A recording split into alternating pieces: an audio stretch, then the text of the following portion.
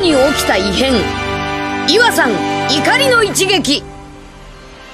Thank you, Madam Moderator Lucci. Mga kababayan, kung kinakailangan mag-catch up doon sa mga lost opportunity sa mga nag-aral graduates natin yun, then so be it. We'll invest on it. But let's move on, no, towards kung anong goal natin para sa ating mga kababayan para sila maging competitive sa mundo. Ang aking pong direksyon ay una, nasabi ko na, I'll invest on STEM. I-redirect ko going to STEM, Science, Technology, Engineering, and Mathematics. But going around the country, nakita ko po yung hirap ng buhay ng mga magsasaka na nagbibigay sa atin ng pagkain.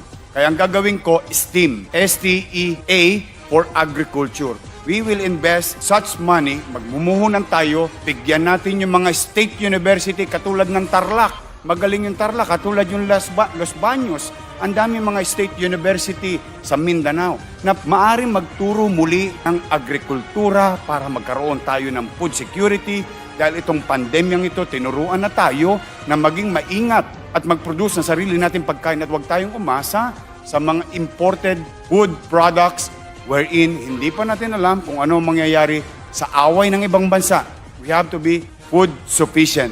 So, be ready, our students, in the future in terms of science and technology and agriculture. Yun po ang aking plano, mga kababayan. Thank you, Madam. Depende sa industriya. Pero kung BPO, for example, it can have one day work from home. I think that I agree. Pero may mga industriya tayo na kailangan ng physical presence to create more productivity, efficiency in production. Sample, mga planta na kailangan talaga ng human resources and presence. On other sector like BPO, yes, I agree. Thank you, Madam Moderator Lucci.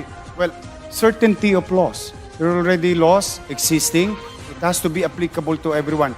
And that includes the source of this application. We should kailangan natin silang habulin at papanagutin bakit sila pumapayag na magkaroon ng mga fake accounts sa kanilang application.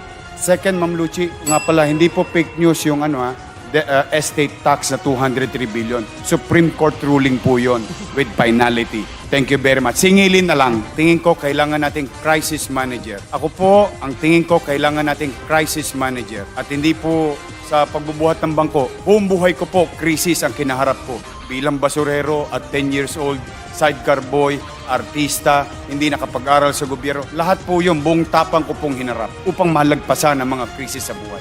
Yan po ang gagawin ko sa darating na 2 taon, ng 6 na taon kung ako'y bigyan nyo ng pagkakataon maging Pangulo.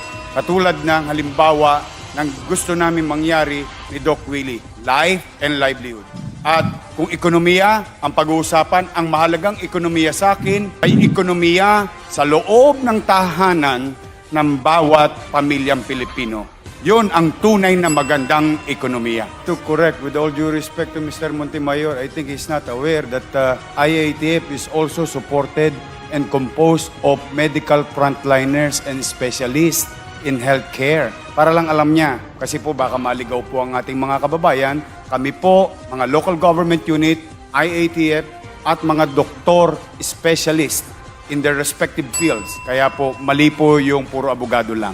Just for the record. Thank you, Madam Moderator. I would like to remind the gentleman who is a lawyer and a doctor, no matter what, if we are not food ready, especially this pandemic, tinuruan na tayo ng leksyon.